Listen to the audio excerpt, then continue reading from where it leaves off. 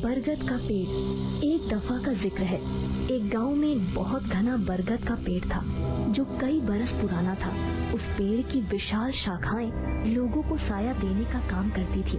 पर अजीब इत्तेफाक था कि जो भी उसके साए में बैठता था वो किसी न किसी वजह से मारा जाता था। लोग दहशत में आ गए थे। किसी की समझ में नहीं आ रहा था कि क्या किया जाए। कई दिन ऐसे ही गुजर गए कि एक बार पूजा नाम की एक बच्ची उसी पेड़ के साए में खेल रही थी और उसी के साथ एक दूसरी लड़की उसी पेड़ पर झूला झूलते हुए दिखाई दे रही थी।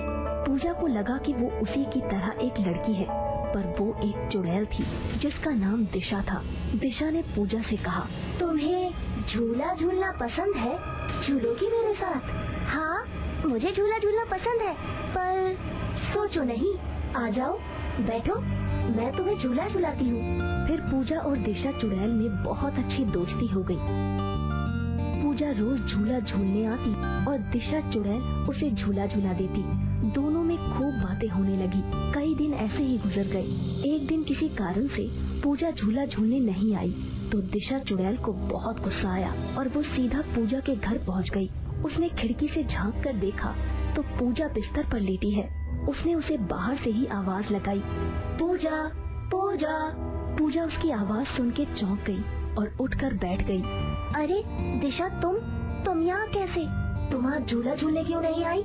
अरे मेरे सर में बहुत दर्द है और तबीयत भी ठीक नहीं, इसलिए आई ने कहा कहीं खेलने जाने की जरूरत नहीं है, आज घर में ही आराम करो। ये बात सुनकर दिशा चुड़ैल को बहुत गुस्सा आता है और वो पूजा से कहती है, तुम अभी इसी वक्त मेरे साथ चलो, वरना। दिशा चुड़ैल के इस रवैये से पूजा बहुत डर गई। नहीं, मैं तुम्हारे साथ कहीं नहीं जाऊंगी। आई, जल्दी आओ, मुझे दिशा से बहुत डर लग रहा है। पूजा की माँ रसोई घर से दौड़ती हुई आती है। क्या हुआ पूजा, तुम इतनी घबराई हुई क्यों हो? पूजा डर डर के खिड़की की तरफ हाथ दिखाती है। वो मुझे अपने साथ जबरदस्ती ले जाना चाहती है। आई, कौन जबरदस्ती ले जाना चाहता है? वहाँ तो कोई नहीं है बेटा। पूजा की माँ खिड़की से झांकते हुए कहती है। पूजा बहुत डरी हुई है और वो कांपती हुई आवाज में कहती है, वो दिशा। कौन दिशा बेटा? तुम किसकी बात कर रही हो? पूजा अपनी माँ को पूरा वाकया बताती है और रोने लगती है। पूजा की माँ उसकी बातें सुन के सोच में पड़ जाती है। यहाँ पूजा डर डर के खिड़की की तरफ देखती है तो दिशा चुड़ैल उसे बहुत भयानक रूप में हंसते हुए दिखाई देती है। ये मंजर देखकर पूजा बेहोश हो जाती है। पूजा मेरी बच्ची, क्या हुआ? पूजा उठो बेटा, क्या हुआ? पूजा की माँ की चीखें सुन के गाँव के लोग जमा हो जाते हैं। अरे क्या हुआ बहन, तुम इतनी जोर से क्यों चिल्लाई? अरे क्या हुआ? ये पूजा को क्या हुआ? पूजा गाँव वालों को पूरी बात बताती है और रोने लगती है। अरे बहन जी, ये तो किसी आत्मा का चक्कर लगता है, हमें किसी झाड़ फूक वाले बाबा को बुलवाना चाहिए। कुछ भी करिए, बस मेरी बच्ची की जान बचा लीजिए। गांव वाले बाबा को ले आते हैं। बाबा पूजा के सर पर छड़ी रखते हैं और कहते हैं, इस पर किसी बहुत भयानक चुड़ैल का साया है जो अब इसके शरीर में प्रवेश कर चुकी है। बाबा जैसे ही मंत्र पढ़ना शुरू करते हैं, पूजा उठ के बैठ जाती है। उसकी आंखें लाल और चेहरे पर क्रोध साफ साफ नजर आता है। कौन है तू और क्यों इस बच्ची को परेशान कर रही है?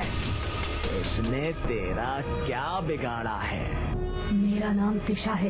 इस गांव में जो सबसे घना और पुराना बरगद का पेड़ है, मैं वही रहती हूँ। आज से कई साल पहले मेरे पति ने मुझे मारकर उसी पेड़ से लटका दिया था। वो मुझ पे शक करता था। हमारी एक बेटी भी थी, उसने कभी उसे अपनी बेटी नहीं माना। वो रोज दारू पी के आता था और मुझसे झगड़ा करके मुझे मारा करता था। दारू के पैसे के लिए उसने अपनी बेटी को भी बेच दिया। मैंने उसे बहुत समझाया और गांव वालों से भी मदद की भीख मांगी, पर किसी ने मेरी नहीं सुनी। और एक रात जब मैं सो रही थी तो वो मुझे बालों से घसीटकर झाड़ के पास ले गया। मैं बहुत चीखी, चिल्लाई, पर कोई मेरी मदद को नहीं आया और उसने मुझे झाड़ से लटकाकर फांसी दे दी। तब से आज तक उसके साए में बैठने वाले हर इंसान को मैं मार डालती हूँ। तेरे साथ जो भी हुआ हमें उसका अफसोस है, पर इस मासूम बच्ची ने तेरा क्या बिगाड़ा है? पूजा के अंदर मुझे अपनी बेटी नजर आई, इसलिए मैंने उससे दोस्ती कर ली और अब मैं उसे अपने साथ ले जा रही हूँ। दिशा चुड़ैल की ये बात सुन के पूजा की माँ जोर जोर से रोने लगती है और कहती है, नहीं नहीं, ऐसा मत करो। पूजा मेरे जीने का इकलौता सहारा है, उसे मत छीनो मुझसे। पूजा की माँ की ये बात सुनकर दिशा चुड़ैल जोर जोर से हंसने लगती है और कहती है,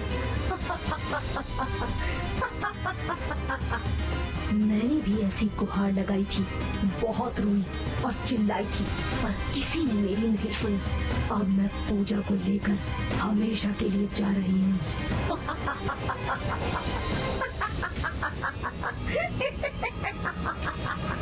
इतना कहकर पूजा फिर से बेहोश हो जाती है।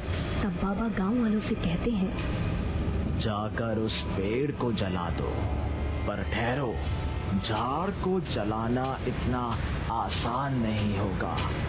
वो तुम्हारा रास्ता रोकने की कोशिश करेगी और तुम्हारी जान लेने से भी पीछे नहीं हटेगी। बाबा की ये बात सुनकर गांव वाले डर जाते हैं। तब पूजा की माँ ने हिम्मत दिखाते हुए कहा, मैं जाऊंगी, उस झाड़ को जलाने मैं जाऊंगी। अपनी बच्ची की जान बचाने के लिए मैं कुछ भी करूंगी, चाहे उसके लिए मुझे अपनी जान ही क्यों न देनी पड़े। पूजा की माँ और गांव के कुछ लोग अपने हाथों में मशाल लेकर निकल जाते हैं। जैसे ही वो लोग झाड़ के करीब पहुंचने लगते हैं, दिशा चुड़ैल हवा में उड़ती हुई एक गांव के आदमी पर झपट्टा मारती है और उसका गला दबाकर मार देती है। फिर भी गांव के लोग रुकते नहीं, वो झाड़ तक पहुंच ही जाते हैं और देखते हैं कि उनके सामने दिशा चुड़ैल खड़ी है, जिसके हाथों में बाबा का कटा हुआ और खून से सना हुआ सर है। गांव वाले ये देखकर डर जाते हैं।